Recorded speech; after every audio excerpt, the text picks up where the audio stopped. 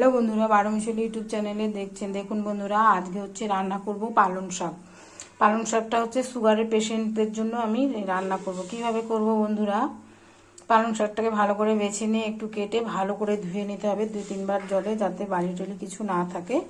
ধুয়ে নেওয়ার পর এখানে হচ্ছে কিছু সবজি দিয়েছি বন্ধুরা। কোয়াশ ছোট ছোট করে কেটেছি, বেগুন কেটেছি, এখানে হচ্ছে বড়ি, আর এখানে হচ্ছে কাঁচা লঙ্কা। এবার হচ্ছে বন্ধুরা, একটা কড়াইতে জল বসিয়ে দিয়েছি। এই কড়াইয়ের মধ্যে হচ্ছে এই পালং শাকগুলো একটুখানি ভাপিয়ে নেব, যাতে কোনো রকমের কেমিক্যাল জাতীয় জিনিস থাকে পালং শাকে, কত কি দেয় সেটা যাতে বেরিয়ে যায়, এই জন্য একটু গরম জল দিয়ে ভাপিয়ে নিতে হবে। এখানে কড়াইতে তেল দিয়েছি বন্ধুরা, এর মধ্যে হচ্ছে বড়িগুলো ভেজে নেব।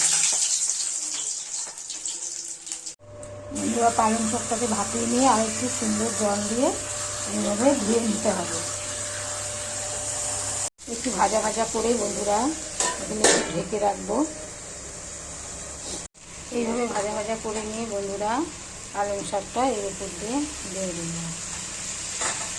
দিয়ে আবার একটু নাড়াচাড়া করে ঢেকে রাখবো।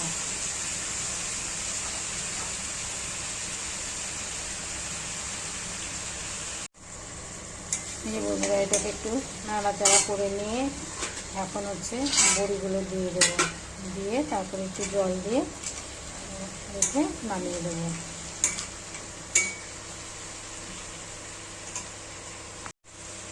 কিছুটা জল দেব।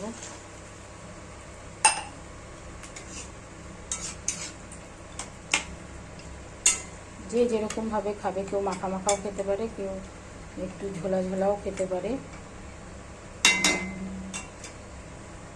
এই যে বন্ধুরা, আমার পালং শাকটা হয়ে গেছে। আপনারাও এইভাবে করে খাবেন, ভালো লাগে।